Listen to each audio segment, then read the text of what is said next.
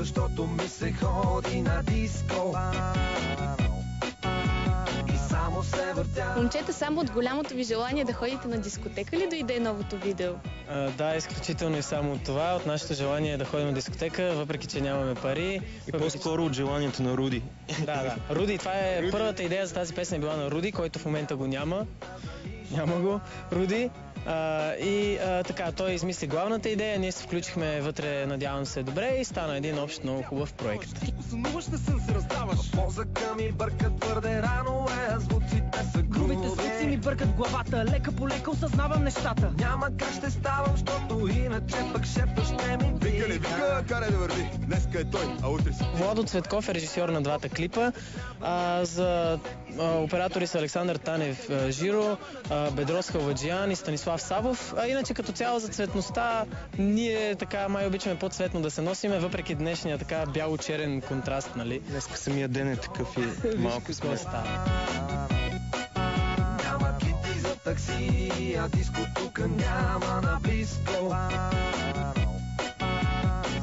Сами си пишем текстовете, всеки сам си пише неговата част, не даваме на друг да ни ги пише и така. Ревниви сме към нашите си думички и ние си ги пишем. Като музиканти или като актьори се определяте? Аз се определям като актьор. Всичко, което правя и в музиката, произлиза от това нещо. В каква постановка участваш? Участваме и двамата ние в постановката. Тя се казва "Нагоре ли отивате", наша авторска постановка. Следващото представление на 29-ти. Ако някой иска да дойде да види него, както и всякакви други музикални интересни неща около нас, Руди, Дули, Муден и Кукушев във Фейсбук. И само се въртя, но няма кинти в джоба за диско.